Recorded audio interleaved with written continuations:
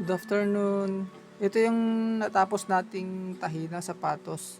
Bali yung kulay pala ng swelas dito. Kung nakikita nyo, may red, may dark blue, tapos white. Ayan, yan yung ginawa natin na nakulayan. Bali ko anong kulay ng swelas niya, ganun din yung thread na nilagay natin. Katulad dito yan. Kung nakikita nyo dyan, yung kulay ng swelas, ganun din kulay ng thread na nilagay natin. Bali, ang kulay kasi na nilagay talaga natin dito sa thread, kulay white. Kung nakikita nyo yung hindi pa nakulayan, yan, natapos na siya. Ito yung hindi pa nakulayan. Ito yung nakulayan na. Ayan. Ayan. Hindi siya halata. Parang style niya na lang. Ayan. Dito sa harapan niya. Ayan, design niya. Ang gusto kasi ni sir, yung katulad pa rin daw nung swelas na kulay ng thread para hindi daw halata. Ganun din dito sa gilid. Ang gilid pala nito nakanalan na rin.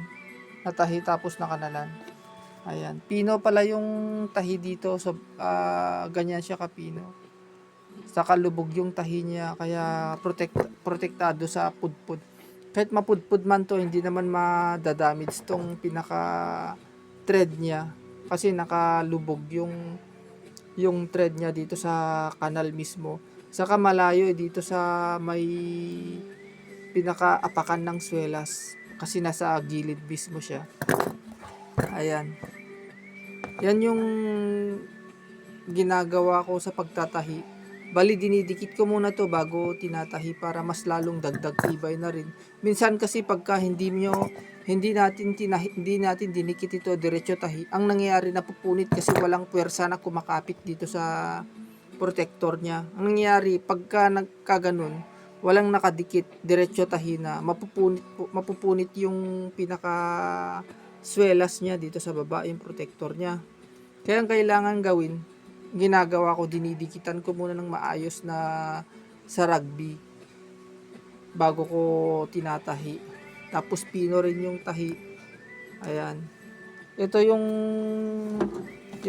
isa rin na ginawa ko. Kung ano yung kulay pala ng thread niya, ganun din yung kulay nung swelas nung dun sa thread. Ayan. Tapos itong puti naman, ito parang ganito siya. Pero puti, solo puti lang ang ano nito. Ayan, ito pala yung mga natapos ko ngayon. Ito, i-video ko lang para makita nyo yung kabuuan na ginagawa ko sa swelas kung paano ko tinatahi at kinukulayan. Ang kulay pala ng ginamit ko, ito, yan yung pangkulay na nilagay ko. Tapos yan din yung mga pangkulay na nagagamit ko. Bali, kinukulayan ko ito